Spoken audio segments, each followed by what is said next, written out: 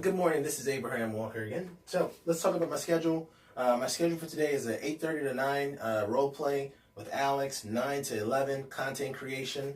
11:30 to noon follow up with any leads. Also from noon to 1 p.m. we received the offer on one of our listings, so we're going to present that offer. From 1 p.m. to 2 p.m. we have lunch and team meeting, our team meeting at the office. Then from 2 p.m. to 3 p.m. we have a staff meeting with the members of the Ask A Walker team or business. And then from 3 p.m. to 4 p.m. we have a miscellaneous updates, sites, errands, all that stuff that gets in your, that happens during your day. And then from 5 p.m. to 6 p.m. we have a database of calls, right? So let's get into the purpose of this video series. The purpose of this video series is changing slightly, right? For you probably won't notice any differences, and for future viewers, they may notice some difference. The difference is going to be that we're going to start to essentially interpret these videos as a conversation with my sons, right, in the future, right? So we'll look at this as me giving advice to them, me talking to them about the business from a position of this video will be watched in the future by them, right? So it's a cool little concept we want to move forward with, and we're moving forward with this concept in a lot of our video series where we actually have a character or we have someone that we're directing this conversation to. In addition to that change in this series, we will also be producing one video per day minus Wednesday. So we'll produce a video on Monday, Tuesday, Thursday, and Friday, right? So that's my commitment, right? And since this video series is designed to talk to my children or talk to my sons in the future, or any children we adopt in the future, I also want to make sure that they understand that initially, like if you start at the beginning of this series, my commitment was to do 2 videos a day, taking I think 4 weeks off out of the year to produce 200 plus videos, 200 plus videos in it. Oh, I think it was like 400 plus videos a year, right? And I want to make sure that this goes on record, or it goes on video, more or less. That sometimes you commit to something and you want to assess your commitments, right? To see if you either overcommitted yourself or if you need to up the commitment, right? Say for instance, this comes into a place with goal setting, right? So maybe you have a goal that you believe is achievable, right? And so you commit to doing some activities that you believe will hopefully get you to that goal. Well, if you're in the middle of that goal, or if you're in the middle of the activities, right, and you notice that those activities are not leading to those results, then you need to look at your commitments and then recommit to additional activities. Or if you're superseding your goal, right, by the activities you committed to, then you need to readjust your goal, which then allows you to readjust your commitment. So I want to make sure that this goes on record that we are readjusting our commitment to this series. We are not canceling it. I did think about canceling, and I feel it's best to. This is like I said, it's a great service to my boys in the future, or future kids of Ask Abraham and Crystal, and it's very therapeutic for me, right? It allows me to get some things off my chest because I am a teacher by nature, right, and then a businessman by trade. Right. So now we got that off the plate. Anything else we need to cover there? No.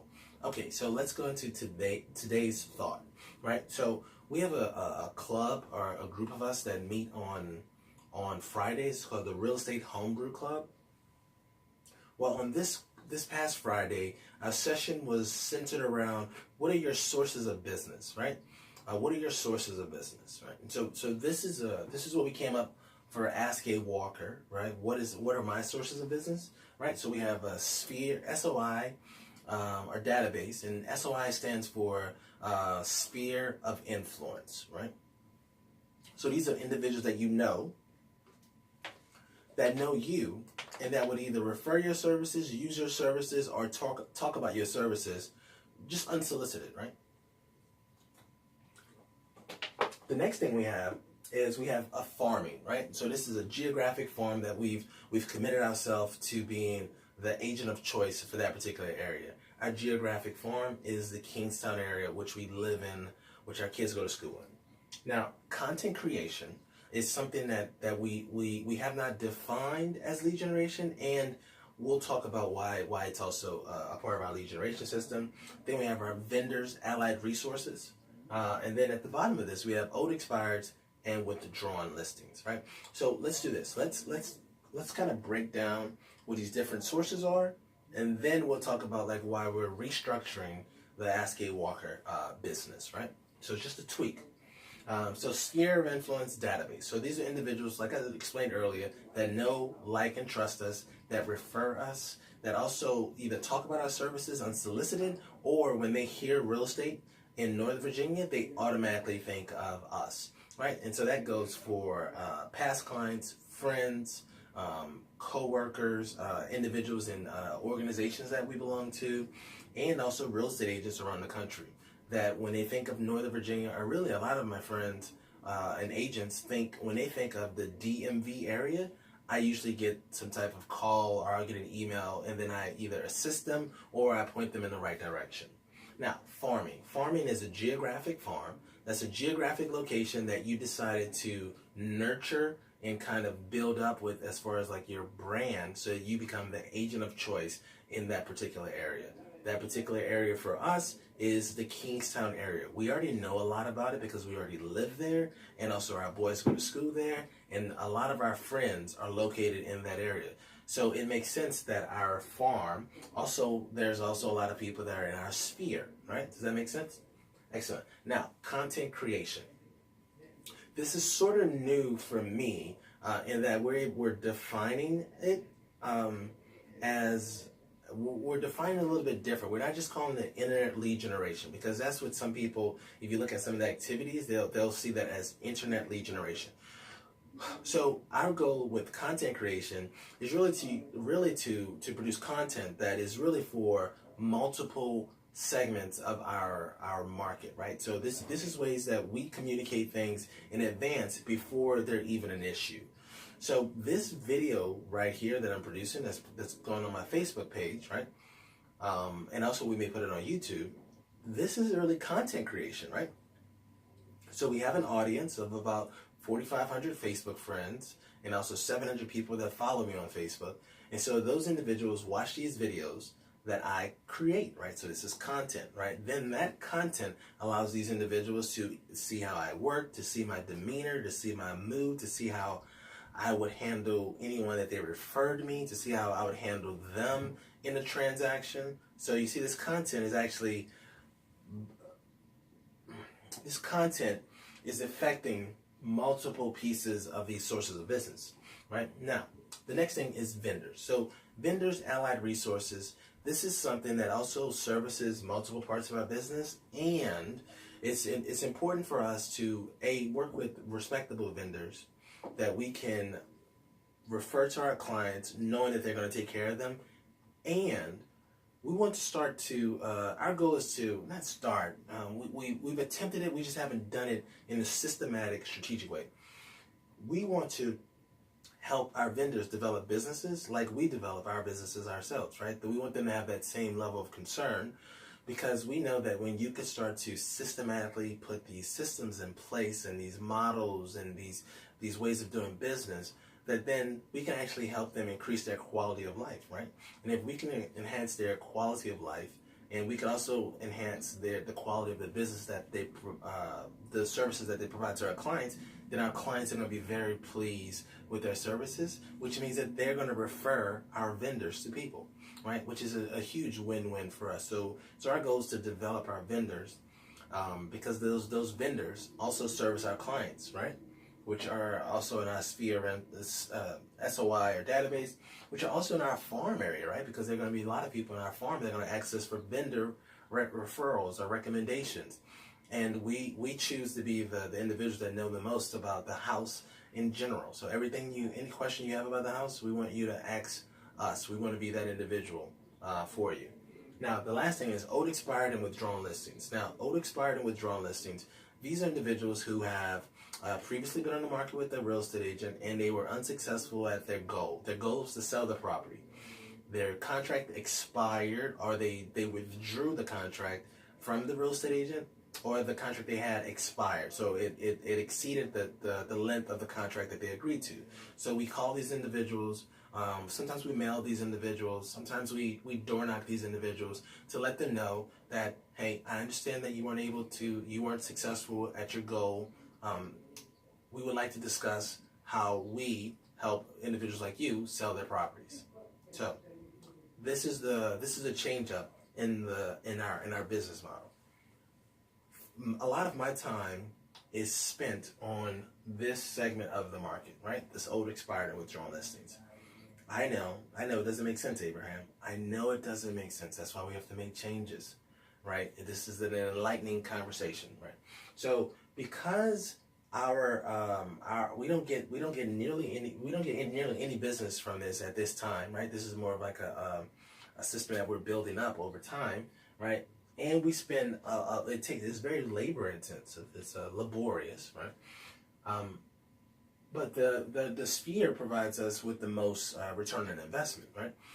It's the best. Also, we feel better talking to these individuals than we do talking to these individuals, because these we have to interrupt these individuals, right? And they're not really looking forward to our conversation, so it's physically draining, right, to do these activities, which I don't mind that. It's just that I want to make sure, especially with this video series, because I'm looking at it from the point of view of talking to my kids. Like you should structure your life. You should design your life the way you would like it to look, right? You should design your business, if you're going to go into business, the way you would like it to look, right? You should choose to be in control. Like, choose to be in control. You see, I previously built a business that was built up on this type of model, right? And I did not like the clientele that it produced. I like the income. I did not like the clientele. I did not like the relationships, right? And I'm much more of a relationship-driven individual than I am someone that's just like to close a transaction and move on to the next thing. So because of that, what we're changing is that we're actually removing this from our business model altogether. Yeah, that's huge. If you know me, if you really know me, you know that is huge news, right? That pretty much is like a mindset shift, a paradigm shift in our business to where we are really, living a life that's more by design, not by default, right? See, I know some individuals who are great individuals that have businesses that are built upon these type of models, and I got to be honest with you, I'm not. When I look at them, I attempt to see myself like them, being like them, but I'm not. I'm not like them. So, with that being said, I'm working on listening more to myself, understanding my emotions, understanding my feelings behind what I'm doing, and what I feel is right, and also what based upon the numbers that we have this year so far, what I know is right is that we should spend more time focusing on our sphere, right, in our database, the people that know us, the people that like us, servicing them, providing more service to them, and then looking for the people who are going to be in our sphere and database in our farm, right? Putting those individuals that already live in our neighborhood and community, a community that we know a lot. Now that I talk to more agents about the community, we know way more than a lot of these agents. So we are in better position to service those individuals. Yeah. So this feels good. This feels like a good shift, a good focusing. What my takeaway for you would be watching this, Abraham and Theodore, is. Evaluate what your true sources of income are, right? Evaluate what your true sources of happiness are. Like, evaluate what your true sources of gratitude are.